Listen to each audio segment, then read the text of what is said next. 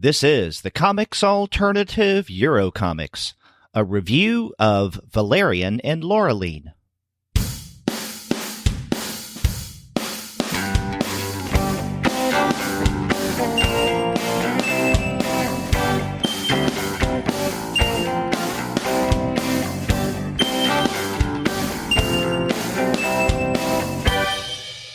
Hello and welcome to another episode of the Comics Alternative Eurocomics. I'm Derek. And I'm Edward. And we're two fellows with advanced degrees who love dishing about comics. That's right. And the series that we're going to be dishing about this month is Valerian and Laureline. This is written by Pierre Christin and with art by Jean-Claude. And we have quite a number of volumes to discuss of this series.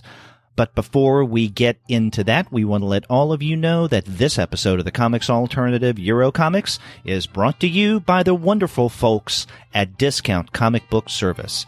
Go to their website, dcbservice.com, for all of your comics pre-ordering needs. There, you're going to find all DC, Marvel, Image, and Dark Horse titles at 40% off of the cover price if you pre-order. For all of the other publishers, you'll find that those discounts could be anywhere from 20 to 35% off the cover price. And every single month, you're going to find some unbelievable specials. Sometimes those specials could be as much as 45% off of the cover price. Sometimes 50% off of that cover. But every now and again, you can find discounts that are even more impressive than that. Yeah, for instance, Cinebook, the publisher who's doing all the Valerian translations right now, and who graciously gave us our copies for the show this time. They're putting out deluxe hardcover editions of the complete run of Valerian, which spans more than 3 decades of comics. And the volume 1 of the complete collection is available for 30% off right now at DCBS for $24.49. That's 30% off, and what you get is the first 2. The extended editions of the first 2 books of Valerian. So that's like 100 pages of reading right there. And the issue 0, the original short story that started it all off. And if you're into French science fiction, I'd love to also remind you about the Moebius's World of Edina, which we earlier covered on this show. If you haven't caught up with that yet, it's a quality volume from Dark Horse, still 40% off at DCBS for a cool $30. And, it's an amazing book, and it'll set you right up for the upcoming Dark Horse releases of more Moebius. That's right. So if you want to get into some French science fiction, then definitely check out the website of our sponsor, Discount Comic Book Service. Go to dcbservice.com. They'll take care of all of your comics pre-ordering needs. And after you do get your titles there, please do send them an email and tell them that Edward and Derek sent you. Well, Edward, we have a lot to discuss on this month's episode of the Eurocomic series, but before we do, we should thank Jérôme Saint-Quentin, who works at Cinebook, and in fact, he's the one who translates these various Valerian and Laureline stories that we're going to be discussing. So he's our contact there, and he hooked us up with all of these volumes. We couldn't have done it without him. So thank you very much, Jérôme. Yeah, absolutely. I mean, he was a great guide. We're both, Derek and I are both diving into the Valerian series cold. I'd known about its reputation, but it's, I'd never really, I think it comes from a time before I was, before my real acquaintance with French comics starts. And so, he was one who recommended the volumes we wound up reading, and, gave us reasons for why, this is the best arc, or this is a good one because it introduces this character, or, that guy, this is a good one because it's important to the series. So, he was really helpful in that regard.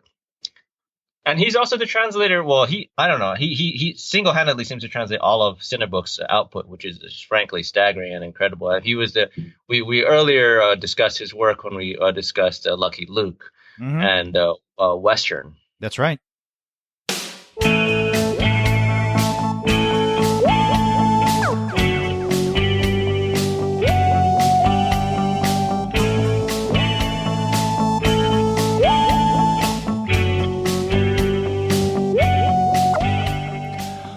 Well, Edward, as I mentioned, there's a lot for us to discuss. And what we're going to do, I think, what would be most productive is not necessarily discuss all the volumes that we've read in chronological order as they were published, but maybe just to jump into the Valerian and Laureline series.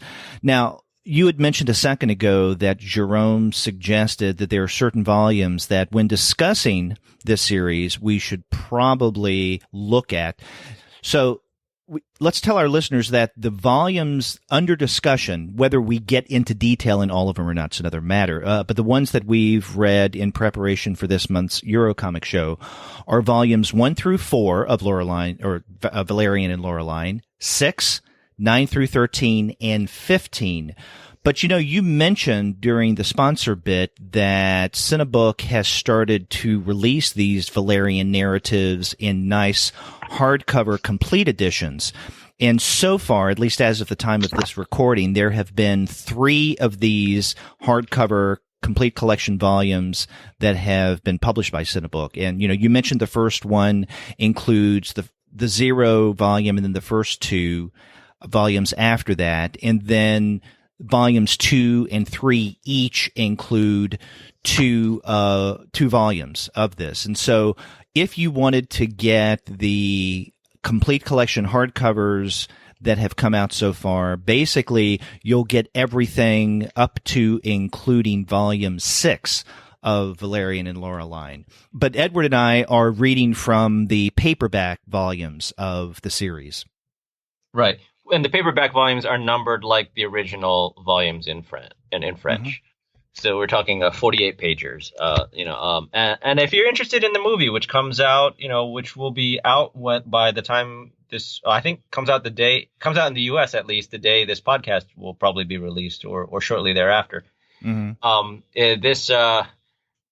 You might want to check out for plot. From what I gather, the movie is based on volume 6 a lot, or takes a lot from volume 6, Ambassador of the Shadows. But for setting, it also borrows from 2, The Empire of a Thousand Planets. Right. Right. And it pulls in a couple characters from other volumes as well. So the movie is more of this sort of original hodgepodge.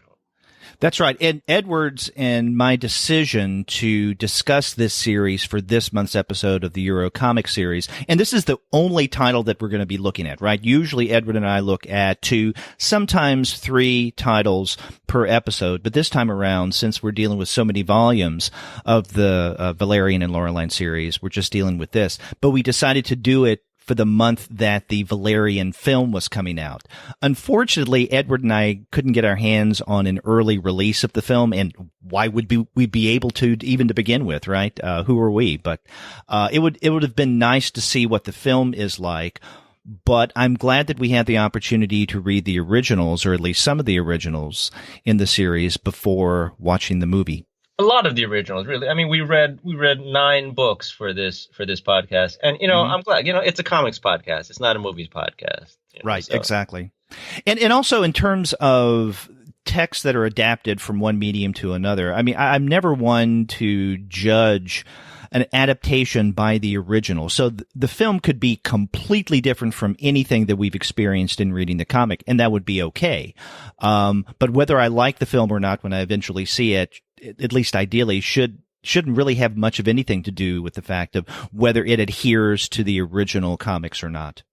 Yeah, I'm not sure if I'll wind up seeing the film. I mean, there's just a lot going on right now in my life. But if I don't, but I think the film aspect, what interested me rather wasn't so much that there was a specific film, that it was by Luc Besson, the director of The Fifth Element, that he had been a lifelong fan of Valerian. It was more that here's a point in time when what's considered a fairly canonical and classic comic book series is about to go transmedia in a big way. And that's interesting to me, because that seems like a ripe time to sort of go back and revisit or reevaluate the reputation of this series, its longevity, like what still works, what doesn't, just kind of check in with it. When I was reading it, I found out that there had been a Japanese televised animated series based on this. So it has, despite sort of intermittent presence in English, which I think is often the case with lots of foreign texts. It does have a worldwide presence that goes beyond France. Already before, there are other audiences out there who are ready to who want to see this, even if most Americans have never heard of it. So that's interesting to me, and yeah. So it's exactly more like the aspect of adaptation more than the film itself. Right. And, in addition to this topic of adaptation, there's also one of influence. And one of the things I found fascinating is in the second volume of this series, The Empire of a Thousand Planets, in the very back, the publishers include a short, I guess a one-page write-up with illustrations that's titled Convergence or Borrowing. And what they do is they pair various images from the Valerian and Laureline series along with corresponding images from the Star Wars series. And it's really uncanny how visually the two are alike. And so they seem to suggest that George Lucas and those behind Star Wars franchise are taking a cue or have taken a cue from Mézières and Christin. And it really is interesting to talk about not this property now getting more attention beyond Europe, but how much influence it may have had that people just aren't aware of. Yeah. I mean, the thing is, there's been a lot of claims made for this, and and the French love. I mean, I think every nation loves, but the French definitely love making claims about how this was really behind this. Like our culture really got here first. I don't know exactly. I have that. I looked at that page too as well, and I would say that some of them definitely seem very convincing. Actually, like before I even got to that page, the Darth Vader and the kind of night mask, that definitely and the Han and Carbonite kind of thing, those definitely stood out to me because I was aware of these sort of these claims that Star Wars had been influenced by it, but I'm unable to find. I didn't have time to do a full research of all the Star Wars lore either, or some kind of search or scan. But I'm unable to I found the places where I found that claim are Kim Thompson in the Comics Journal or other French film critics, and so it's I haven't found anyone really really close to Star Wars yet that to the actual production who said, oh no, we're totally reading that. I mean, I've also saw that Doug Chang, the design director of the Phantom Menace, says that he kept Valerian books in his personal collection, but then the Phantom Menace isn't the original, isn't the old series, right? But here's my funny Valerian story is around the first or the second New York Comic-Con, I was running the table for the French Publishers Association, which would send over books from their member publishers, all comics, right? And then Chris Claremont, the writer, writer of a lot of the classic X-Men arcs, stopped by and was flipping through Valerian and told me how much he loved it. So there were previous translations before the recent Cinebook run by Jerome. So, Chris Claremont also knows George Lucas. They wrote a novel together. Maybe, who knows? Maybe it's hard to untangle, but it seems totally plausible. And the funny thing for me, thinking about Chris Claremont loving this series, is this series is pretty damn wordy.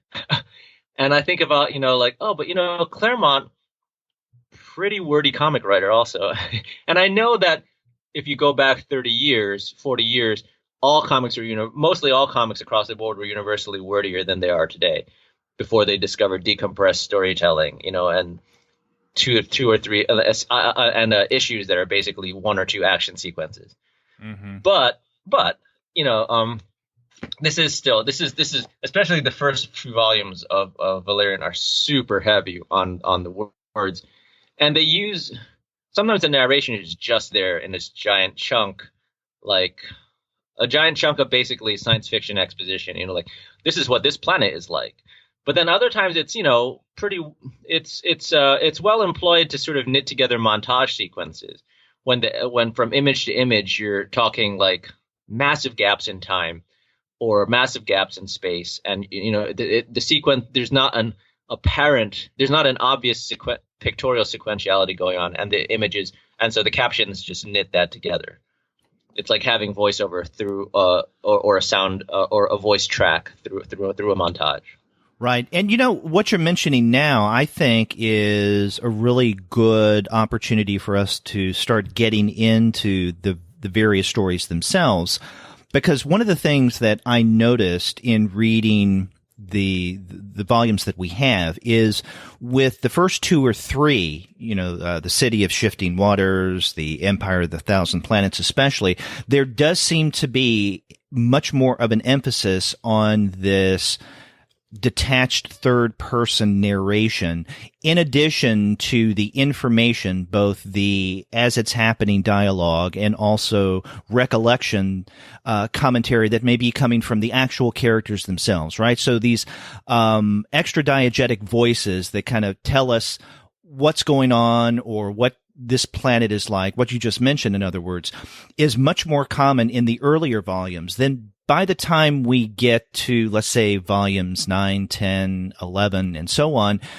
It seems that Pierre Christin is utilizing more subtle and maybe at times more sophisticated ways of unveiling his story. Yeah, he's definitely using more scenes.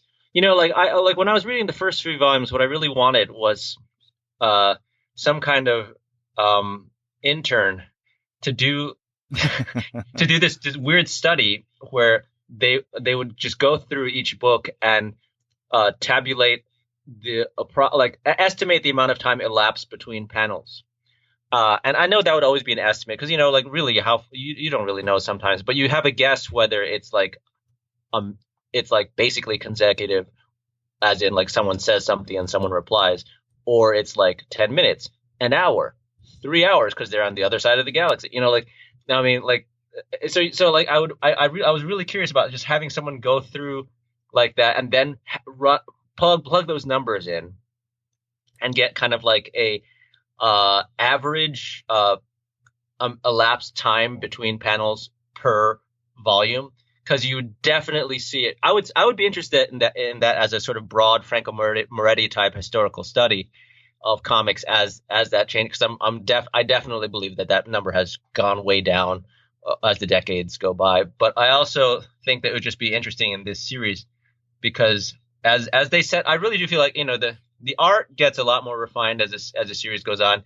Not just the characters become less cartoony and more realistic, but the backgrounds become more fleshed out as well and more cosmic. And then the storytelling also just really calms down because it's really hyperactive in especially the first 2 volumes. Like there's a line that Laureline says in the second volume where she's like, "Oh, I'm so exhausted. So much stuff has happened today." And I was like, I'm right there with you, babe, because like these first 2 books are just like one thing after another. I feel like like there's a part in the Shifting Waters when Valerian's basically witnessing cataclysmic geographical events affecting the Earth.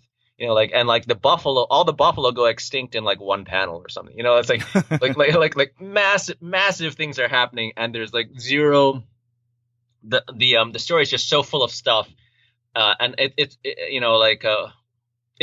just so chock full of stuff, events and ideas that they don't have time to, or they don't take time to sort of think about it from a more the view that we might be more familiar with as an audience, which is a more dramatic / character-based view.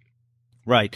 Now, to set a context here, this is, as you mentioned, a science fiction series, and both Valerian and his colleague Laureline are from Galaxity, which is the metropolis of a future capital, so to speak, capital of the Terran Galactic Empire, which does have links to the Earth that we eventually learn. And both of them work for what's called the spatio-temporal agent service. And so not only is there quite a bit of travel between worlds, spatially speaking, but also temporally speaking. And in this first volume that we have, The City of Shifting Waters, Valerian and Laureline go back to, or at least Valerian goes back to, from his future point to Earth of, 1986? Yeah, 86. Yeah.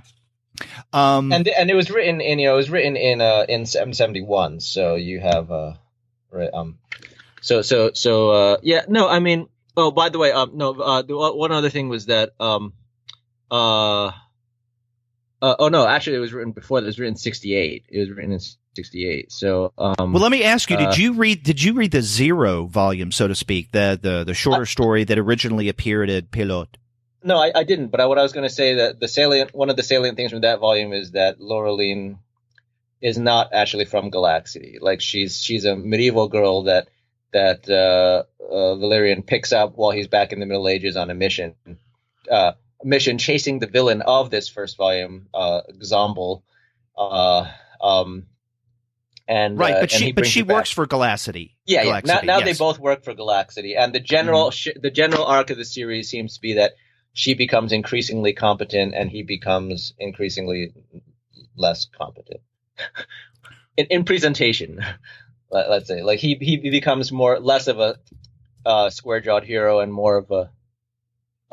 He becomes less of a square-jawed hero and more of a kind of a amiable, bumbling kind of not an idiot, but an right. amiable bumbler, and she becomes like hyper competent. Right. And, that's a great observation because, we were mentioning some of the differences between the earlier volumes and the latter ones in terms of narration strategies. When it comes to character, it's interesting to look at the earlier volumes and to contrast those with some of the more recent ones that we have, in that Laureline. Now you're pronouncing her name Laureline. I guess that's how you pronounce it in French. Yeah, but I'm sure most Americans will say Laureline, and that's fine. I can go with Laureline. Why not? When in France, right?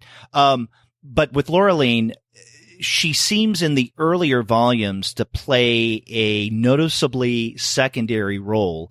In other words, she's there as a companion and nothing more. But yet, in the latter volumes, and you're right, Valerian does come across as this square-jawed hero. He doesn't seem to be making many mistakes, or if he does, they're not necessarily bumbling mistakes. But in later volumes, she takes much more of center stage and seems to be the one that is much more adept at things than he is.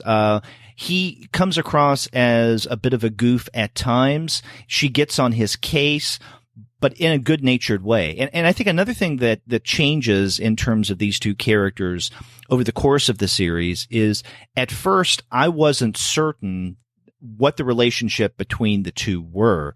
But then once we get into, I can't remember which volume it is, maybe 6, 9, somewhere around there, there are clearer indications that these two are involved, or at least very attracted to one another. Because at first I didn't know what their relationship was, if it was just strictly professional and collegial, or if maybe they did have a relationship. But that seems clear as the series develops. Yeah. I also think, okay. So first out, to get back to your summary of the setup, though, I think that's completely right. Right. You basically have, like, I'm just trying to give, like, potential readers some landmarks here.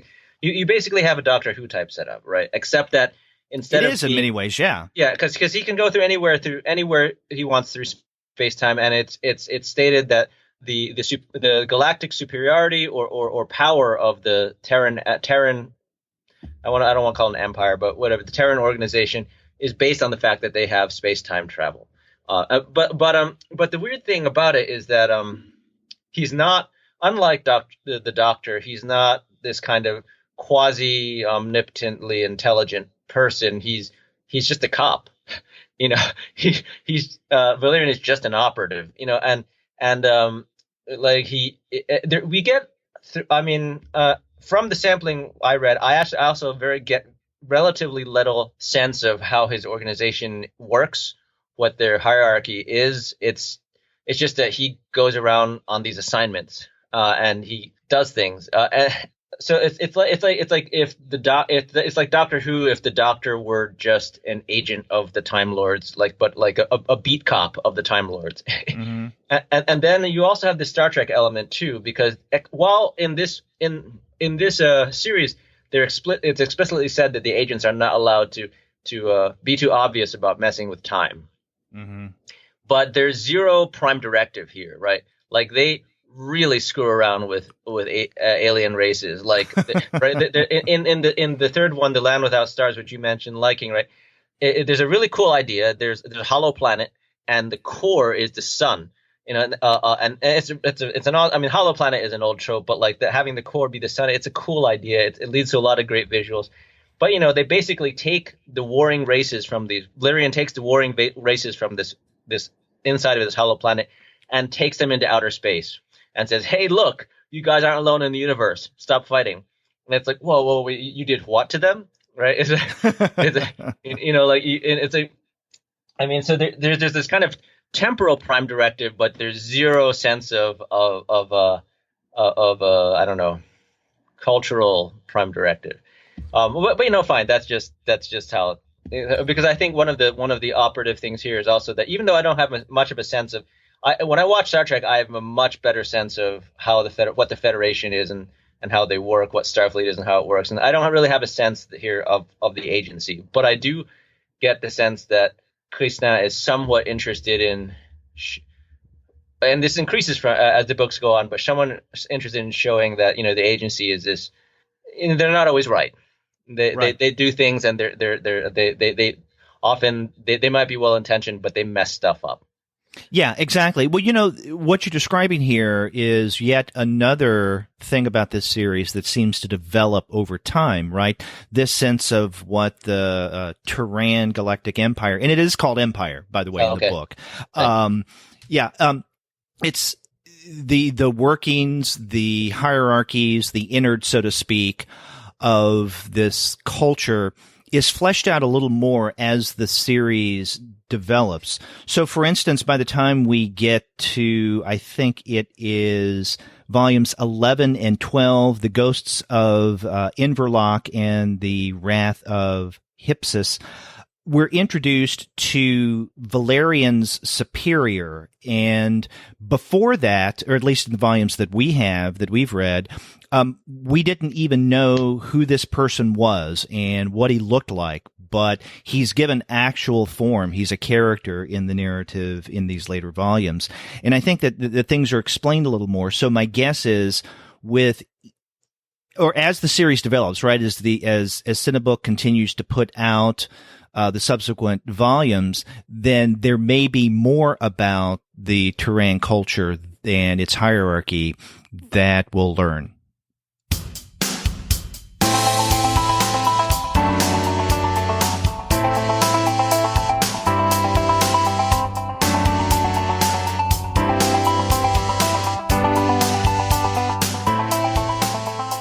So here's another interesting thing. So I mean, I sometimes feel like I'm an apologist in both senses of the word for certain French comics, for this one especially, because I feel like I am both trying to explain why it might appeal, but I'm also apologizing for its presentation to some extent, because I don't think word for word this is a hard book to read, or any of these are hard books to read.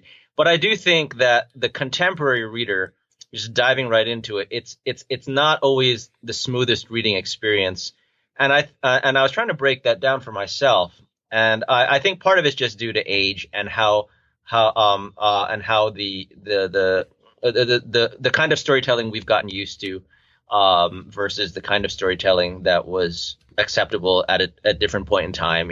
Now 50 years ago almost when it starts.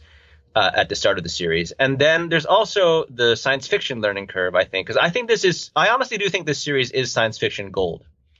I mean, I really do think a true science fiction fan would get a huge kick out of this series, no matter if some of the elements are dated. because I do think it's just imaginative enough, chock full of stuff, But I also think that, when William Gibson was writing Neuromancer, his first novel, his breakthrough novel, he talks about how all he did was try to put as much as he could into it, such that like some people found it kind of rebarbative. Like there's 3 ideas every paragraph, So I mean by ideas I don't mean philosophical ideas. I mean like ideas for things, stuff. And like I do think so there's that. These books are chock full of stuff. So that kind of lards them up in this kind of, if you want a smooth reading experience, it's a little chunky. But if you're a science fiction reader, you're used to that. And then also there's a complete uninterest in dramatic presentation, like psychological realism, the kinds of rounded characters, the kinds of things that as writing becomes more professionalized, readers, I think, are taught that they want. Right. So like we would come to expect this out of quality TV. We come to expect this out of comics, out of different movies, different kinds of storytelling. Like we think they only work if they have these elements, and then there's zero interest in presenting any of these stories dramatically. Things happen in these stories, one right after another. But I don't think there's any sense of, we put stakes on the table at the beginning and then we put obstacles and then characters want something and we put obstacles in their way. And like there's tension, like there's not a whole lot of tension here. That's not why you should read these books. You should read these books because they have these abrupt and kind of bizarre cosmic landscapes and things like hollow planets and things like and like it's overflowing with alien species, or alien races. It's not. If you're looking for like, you're really not going to get a whole lot of dramatic conflict,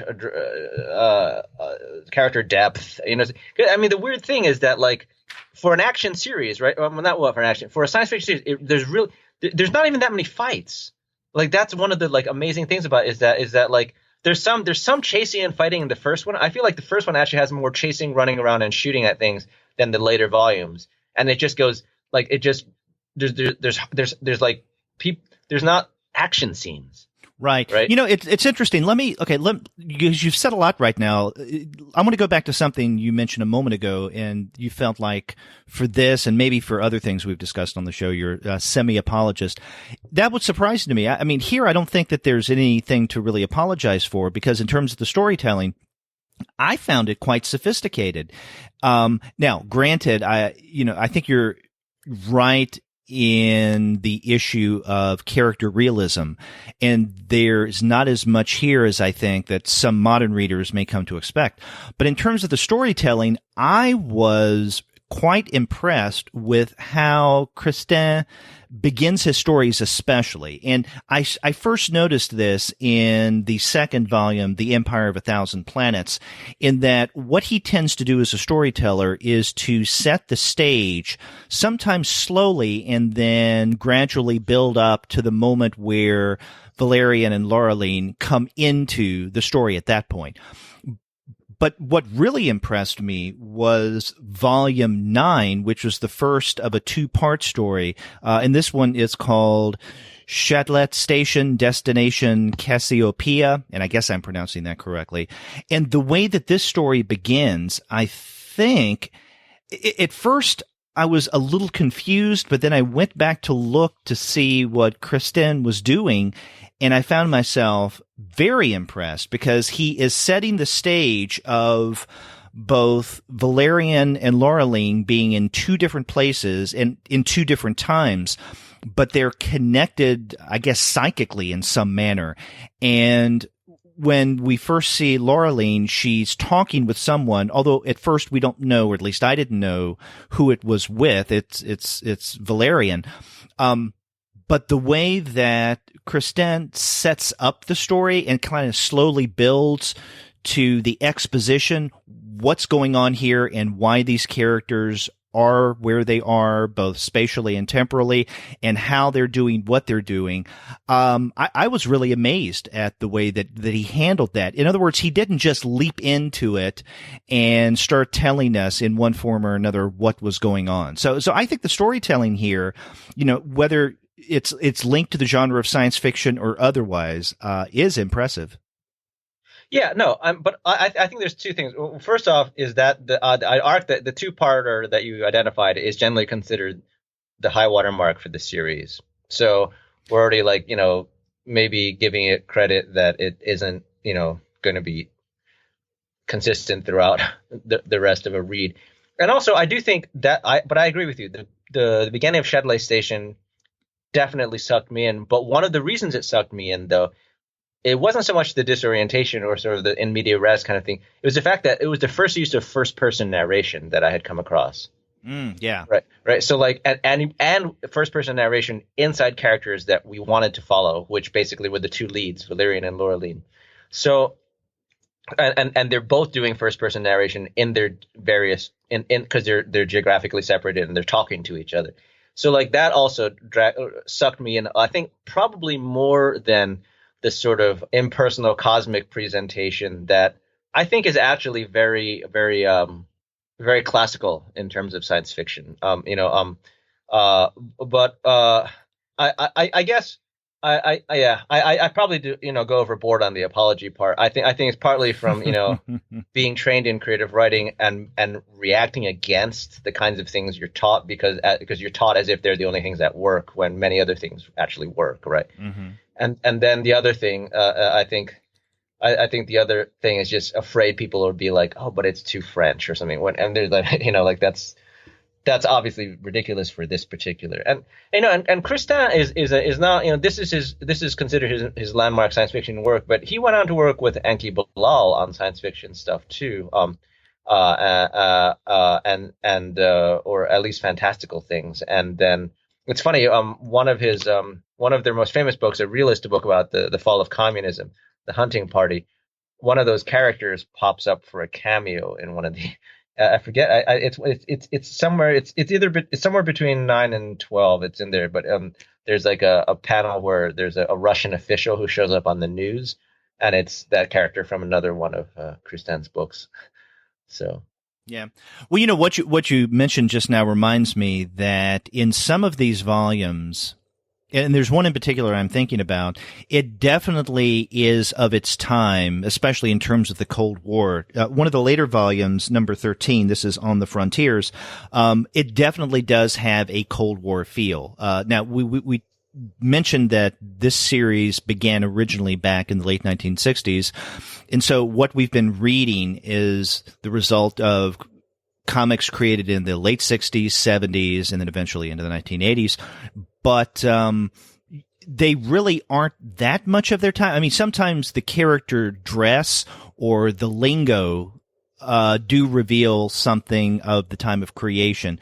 But in terms of the setting, there's not much there, except in Volume 13, On the Frontier, where it definitely does have this Cold War feel. Well, I would argue that book 4, Welcome to Aflalal, which is this kind of like the basic setup is the Terran Empire finds this planet that that is so rich in resources that it becomes their like industrial hub, and this planet is completely like being ravaged by the Earth for industry and resource and manufacture, and the original natives return, and they're clearly Native Americans, and they wear feathers, armbands, facial paint. That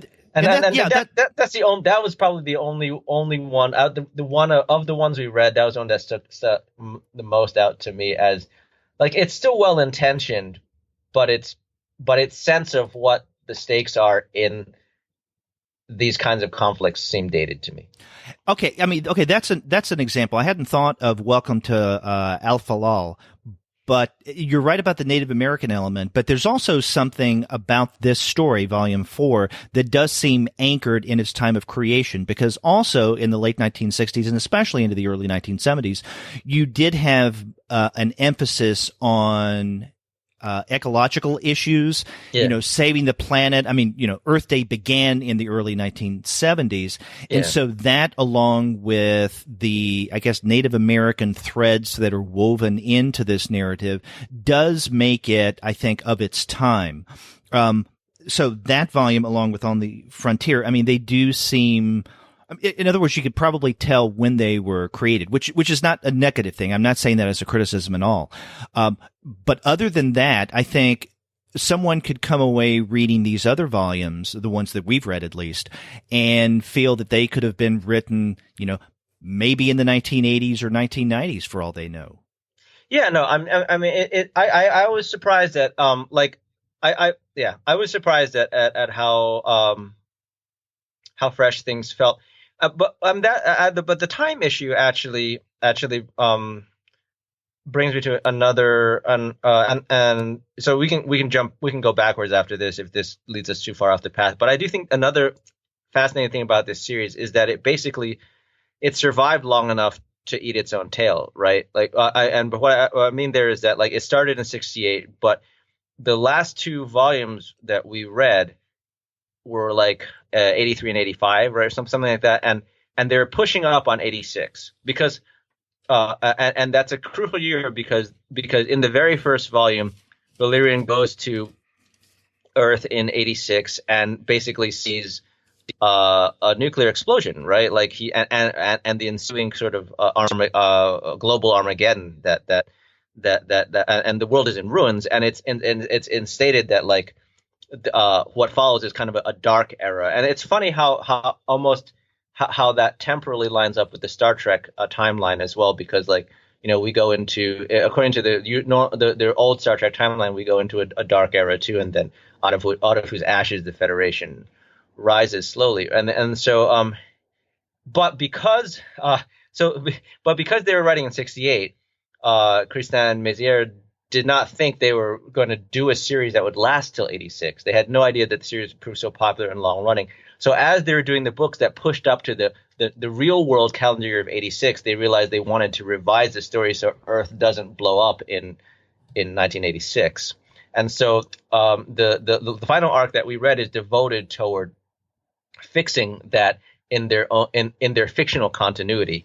And it would be kind of like if, we had yet another Back to the Future movie, Back to the Future 4, but they had to go back and explain why 2015 as depicted in the original Back to the Future no longer looks like 2015 as we have it today, right? Right. So like that's a fascinating thing. Like not that many science fiction series run long enough to have to deal with the discrepancy between their predictions and what actually winds up happening in the real world. I mean, in this case, it wasn't really a prediction. He wasn't like he was saying in 1986 this will definitely happen. It was more he just picked a random year and dropped a cataclysm on it. But nevertheless, I feel like, I feel like there's not that many science fiction series that run that long that they have to, like, fix that somehow. Right. Now, yeah, this two-part story that you're talking about is volumes 11 and 12, and this is the Ghosts of Inverlochy and the Wrath of Hypsis. So yeah, those were originally published in the 1980s. I think volume 13 that we also got a copy of was originally published in 1988, and then volume 15, The Circles of Power, was a 1990s story. So I'm wondering, I don't know how many more volumes there are of Valerian and Laureline. Well, yeah, I mean, the final Christin and Mézières was written in 2010, was published in 2010. But yeah, there's one, yeah. Okay. Yeah, I mean, I think it's interesting that that suddenly was something they had to, quote unquote, fix. Right. Yeah. Now, we mentioned that volumes 11 and 12 was a two-part story, but also the two volumes before that, 9 and 10, Châtelet Station, Destination Cassiopeia, and then Brooklyn Line, Terminus Cosmos, was also a two-parter. And I think that with volumes 9, 10, and then 11 and 12, that was, I guess, my favorite of everything that we got. I mean, don't get me wrong. I like some of the other stories as well. I mean, I really enjoyed The Empire of the Thousand Planets, the very first volume, The City of Shifting Waters. But they were earlier stories. They just didn't have the sophistication, especially in terms of the storytelling, as volumes 9 through 12. Yeah, I mean, I guess, I think I've said it before, but as Mézière's art really fleshes out, it becomes that much more spectacular as well, I think. And the people look more like people, but also the sort of splashy backgrounds and glimpses of cosmic events look more grander, I think. That's totally true. Another thing I wanted to point out is that in that final arc that we were talking about, he's I don't think that volumes 11 and 12. You mean? Yeah, but this alien race comes back that was introduced in volume 6, right? They're kind of like a proto-Ferengi almost. These secret traders. They trade in the Xingu. The Xingus. Yeah. And they're pretty good for comic relief. They're pretty reliable for that. Right. I'm glad you mentioned Xingus, because that allows us to talk about something else about this series as it progresses, and that is, Christin's world building starts to accumulate to where characters start to come back, or there are references in later stories to something that happened in previous volumes. And you don't get that near as much, let's say, with the first 5 volumes. But then after that, there's enough story world that has been fleshed out to where that Christin can refer back and use other situation and definitely other characters.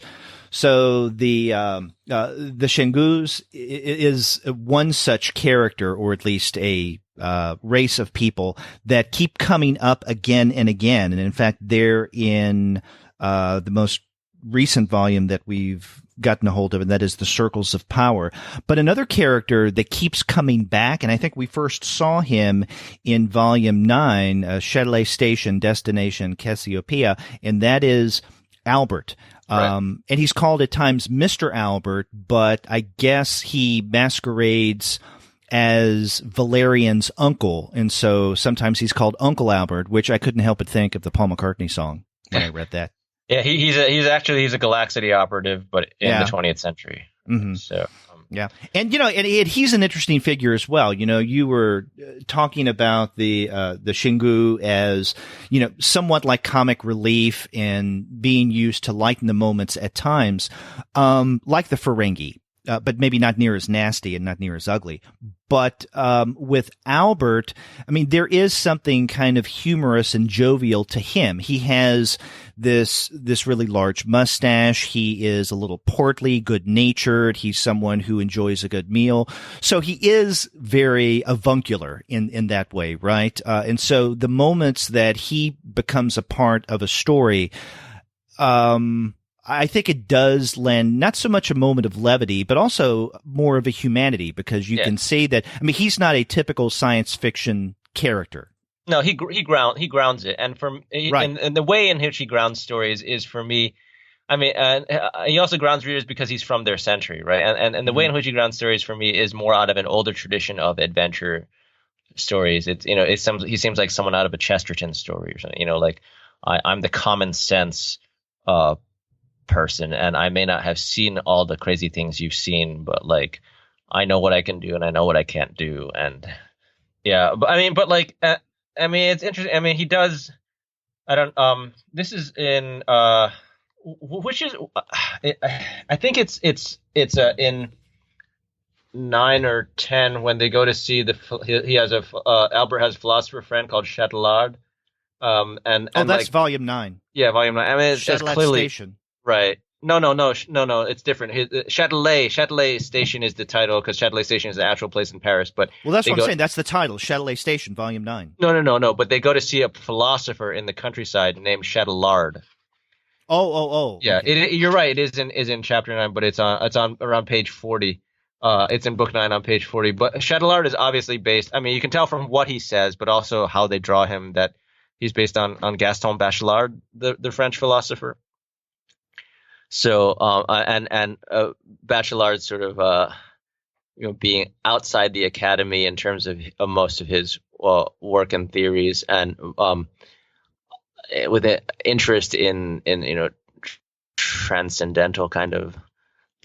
So like they managed to meld sort of Bachelard light in his dialogue with the out of time, out of body kind of things that Valerian is going through.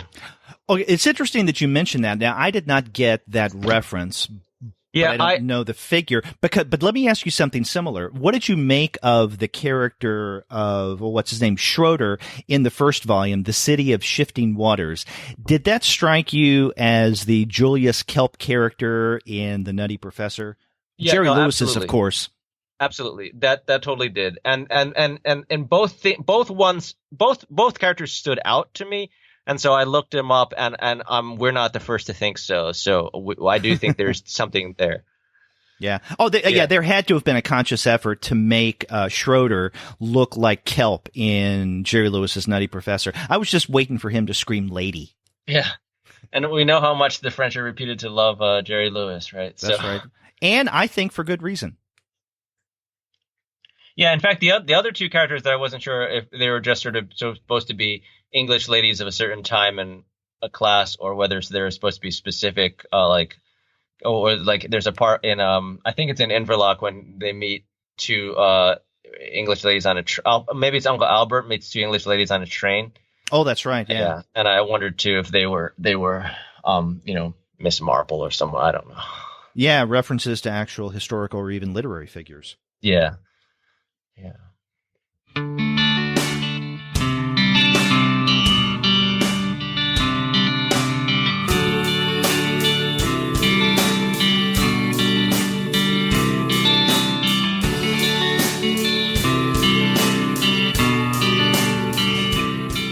It's also in that volume, The Ghosts of Inverlochy, that we're introduced to, what's his name? Colonel Tuckle or Clock?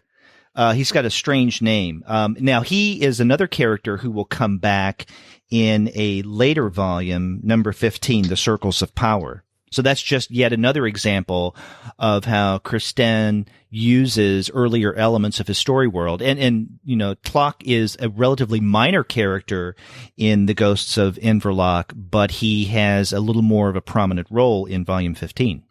And can we talk about the crazy, crazy ending to The Wrath of Hypsis? Because, basically they meet God, right? They meet God and Jesus. They meet the Holy Trinity. And Jesus is like this kind of beatnik hippie junkie.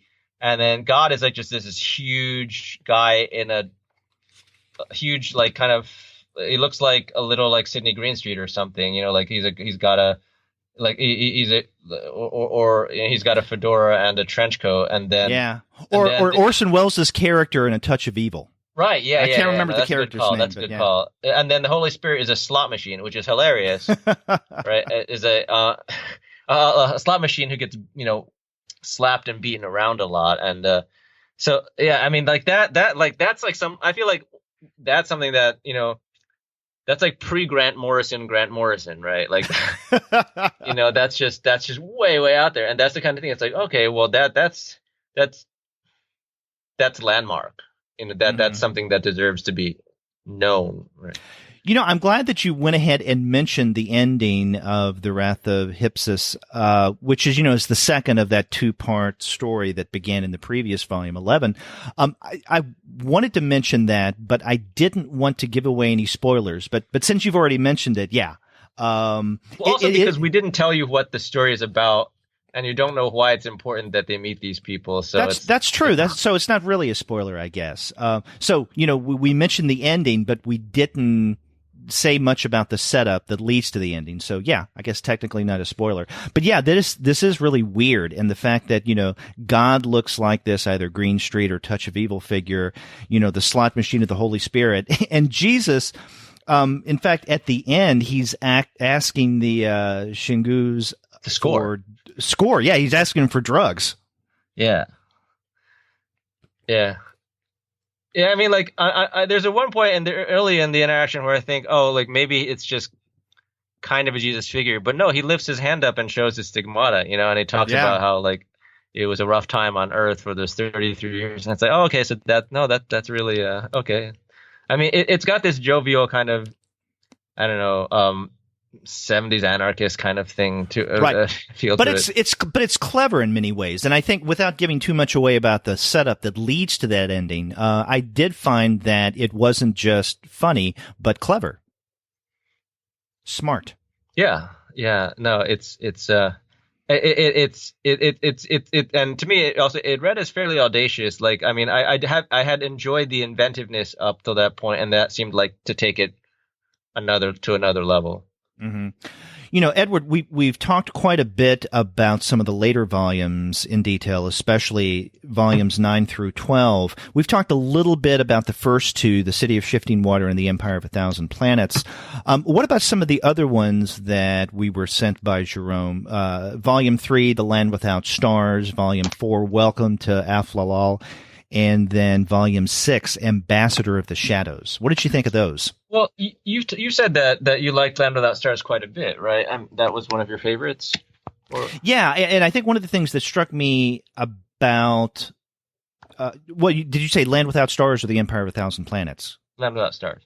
Oh, okay. Well, I mean, I like that one, but sorry. I think I had referenced the Empire of a Thousand Planets. The thing that struck in that me, case, I'm totally on your page, but you go ahead. Yeah. The thing that struck me about that is, especially coming after that first volume, The City of Shifting Waters, which I enjoyed.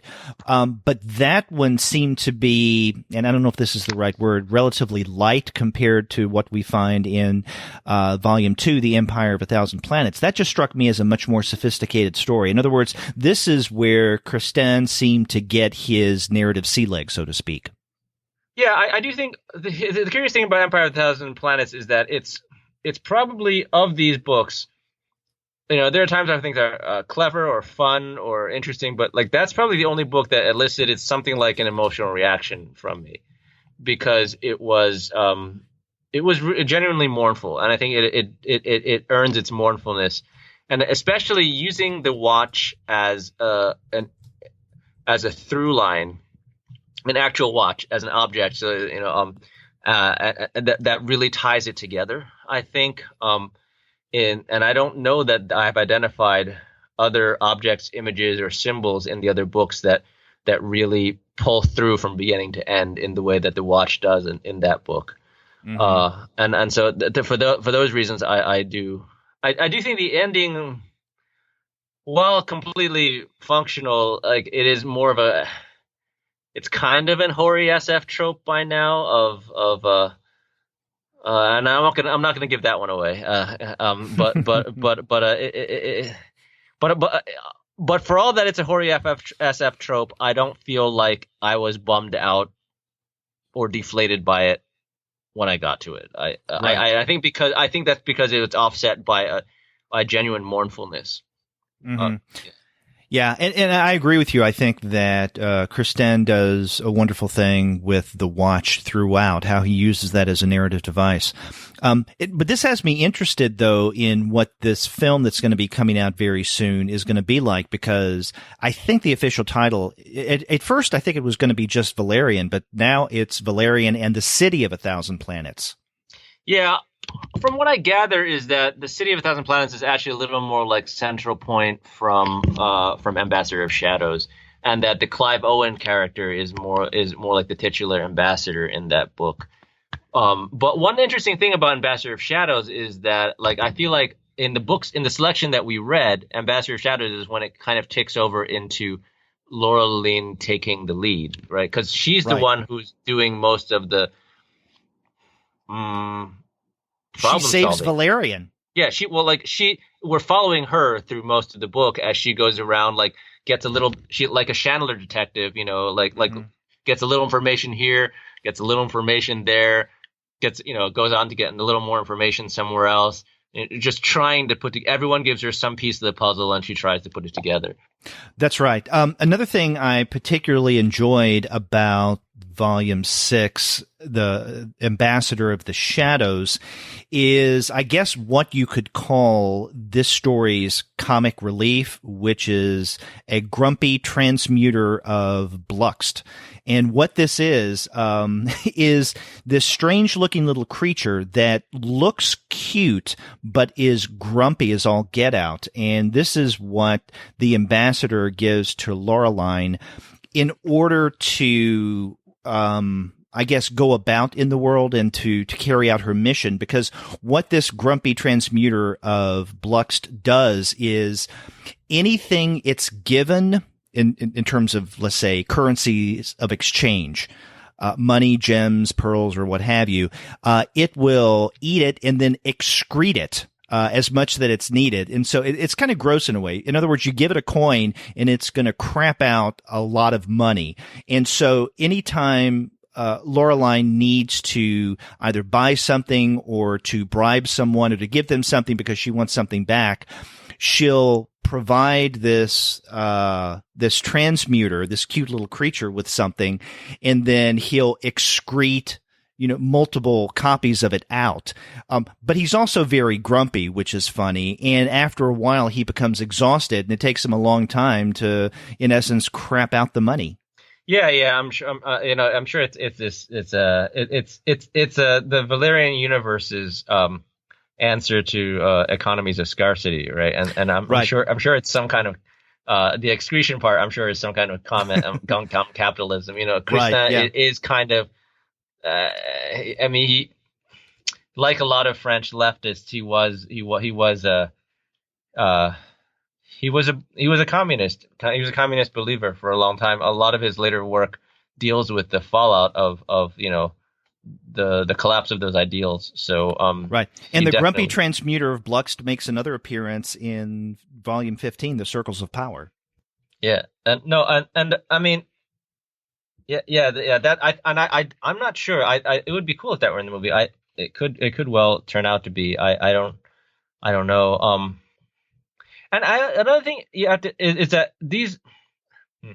I think it's partly due to the sort of lack of psychology in the presentation, but like these are very friendly books, and I know also that they're written, to be readable by all audiences, but like they're not that many fights, and the fights aren't serious, right? And like no matter what the stakes are, by the end there's a lot of getting along.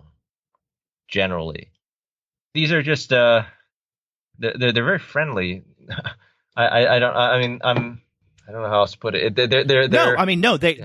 You've said it. They're all ages, and so without being dumb. They're not all ages in a sort of simple way. But all ages does not automatically mean like dumbed down or anything. But you're right. It's appropriate for younger as well as older readers. The situations, the violence you've mentioned, and also I think the references and even depiction of sexuality. And this is something that, Edward, you and I were discussing briefly before we turned on the mic, and that is the way that Mézières has represented Laureline. And surprisingly, throughout the vast majority of these stories, she's not drawn in as an object, right? Most of the time she is in her spacesuit, just as Valerian is. And so there is little occasion to sexualize her, although there are a couple of moments, especially, I think it's the very end of, Volume 10, Brooklyn Line, Terminus Cosmos, where she... Is that the one where she strips down to become a prostitute? Yes. Yeah. In order to lure the two men she's after, or the two creatures she's after. Yeah, the two criminal creatures who've stolen the avatars of the elements. I was actually that was something that I was very pleased by, is that on the whole, like she is not, by comic book standards and even by regular standards, Laureline is not hypersexualized. Her outfits are form-fitting, but by comic book standards, she's positively demure. Form-fitting, but never like revealing. Like even in the first one, she gets hit by a shrinking ray, and then she gradually returns to full size as it wears off. And then when she returns to full size, she makes some comment about her clothes are in rags. And even in that panel, it's like you might see some thigh, and that's it. Like it's really not. She doesn't have like a midriff bearing spacesuit. She doesn't. And so like when you get to that one scene where she is basically doing a reverse striptease, in that she's like getting herself dressed up to look like a prostitute. She's donning a bustier and like long stockings, and you get these shots where like her body is carved up and you only see parts of it instead of the whole of her.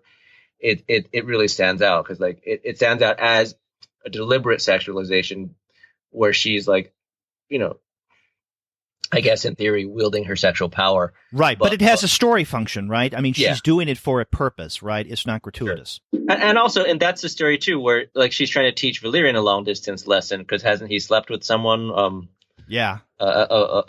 he let himself be seduced by some evil agent or evil corporate spy or something. Right. Yeah, I hadn't even thought of that scene in the first volume, The City of Shifting Waters, when she is miniaturized and then she gets larger when the miniaturization wears off and her clothes are starting to rip. I remember when I read that and she makes the comment, I look like a scarecrow now, meaning that her clothes are in tatters. I had to do a double take to look at the illustrations to see that Mézières hadn't really drawn her naked at all. I mean, you do see a thigh, or at least part of a thigh, but other than that, I think you could just glance over that panel and think of her as fully clothed as she is in, almost every other panel.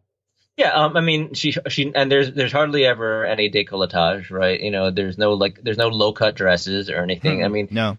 Later in the later books, when they're like hang out in Scotland and then go on a ship to the North Pole, like she's dressed like a perfectly normal person, sweater, jeans, and yeah.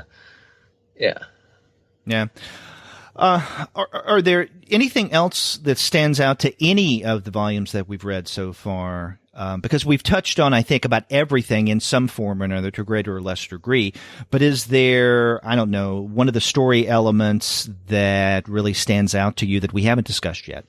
No, I just, on a quick note, I do think Jerome does amazing work because I think he single-handedly translates everything, the entire output of Cinebook, which is colossal, and I really, really admired his work on the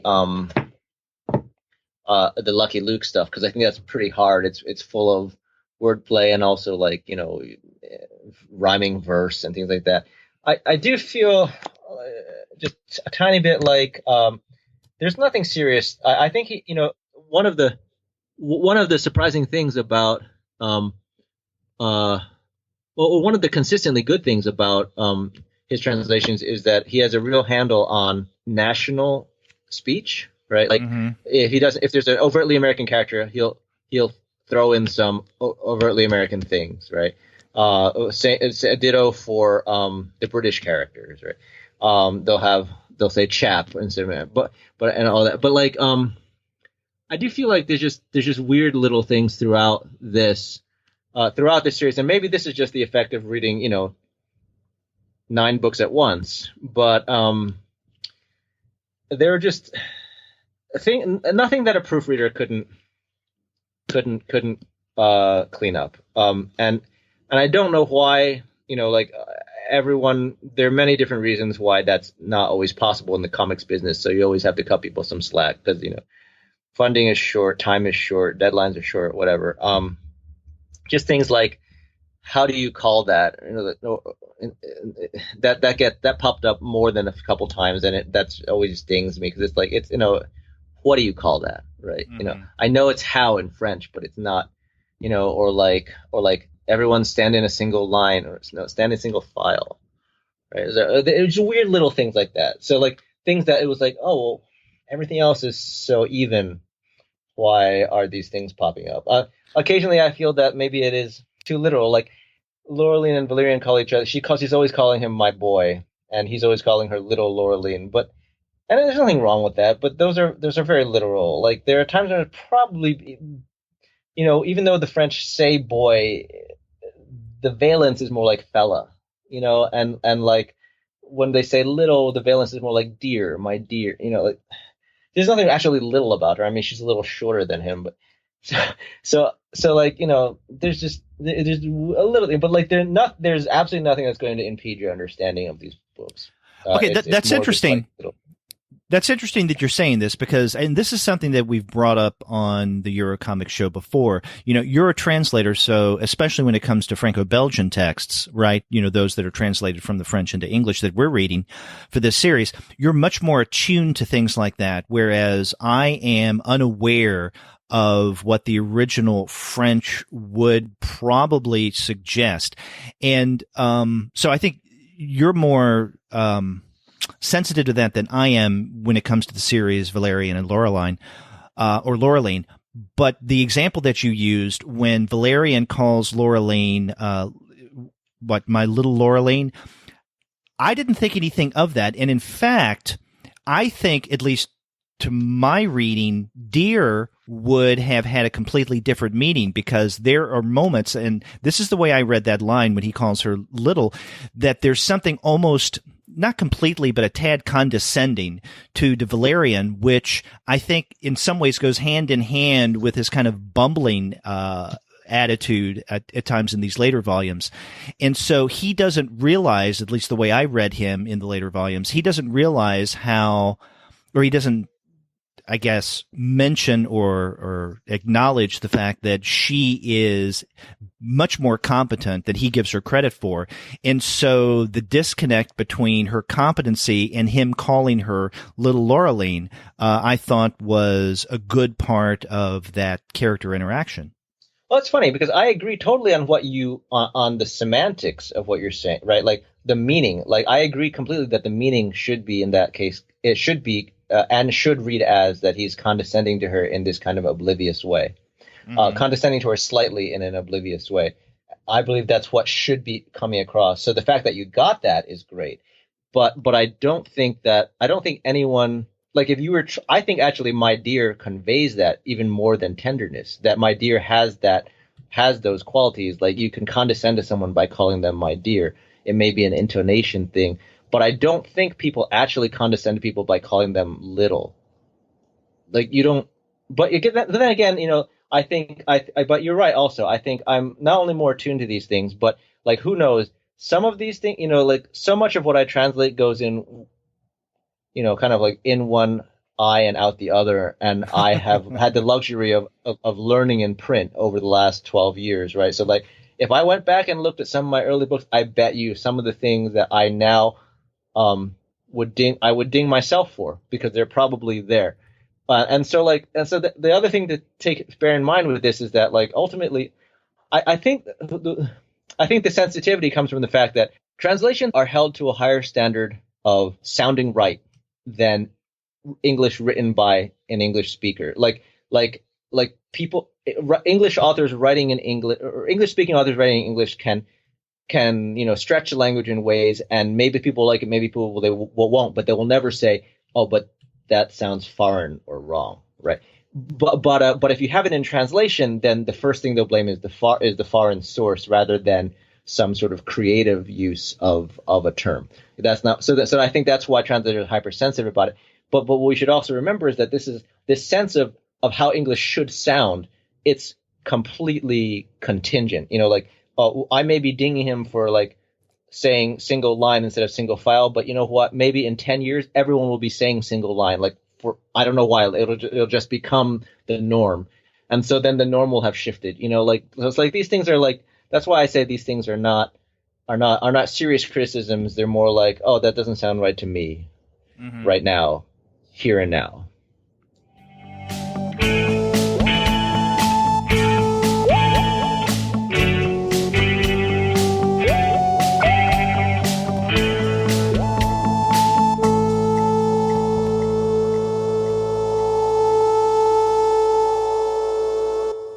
Well, Edward, we've had a lot on our plate for this month's episode. We were discussing the various volumes of Valerian and Laureline, written by Pierre Christin and art by Jean-Claude Mézières.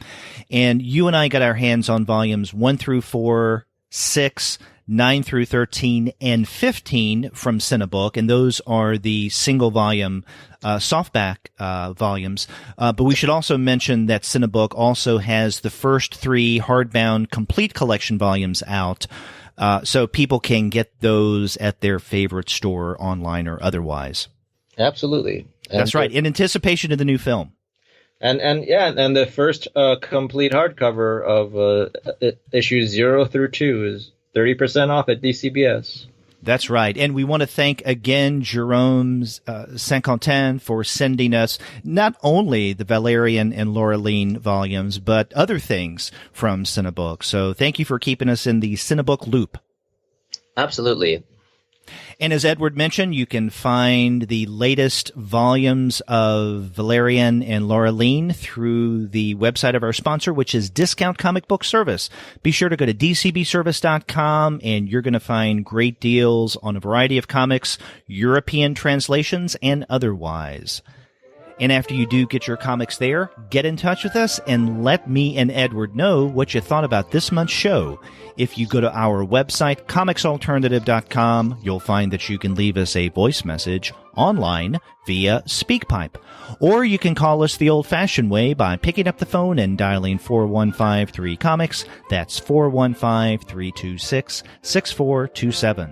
Or hey, drop us an email at 2guys@comicsalternative.com, or write me directly at edward@comicsalternative.com. Or email me at derek@comicsalternative.com. And you can find us all over social media, such as on Twitter, Facebook, Tumblr, Instagram, Google+, Goodreads, Pinterest, and YouTube. You can subscribe to the podcast through iTunes. You can stream us on Stitcher. You can also find us on TuneIn, on Spotify, on iHeartRadio, and on Google Play Music. But you can find every single one of our podcast episodes, as well as the reviews and the comics-related commentary that we post on our blog, simply by going to our website, which is, again, comicsalternative.com. We'd love to hear from you. That's right. So come back next month, and we'll talk about more Euro comic goodness. Until then, I'm Derek. And I'm Edward. Check out Valerian.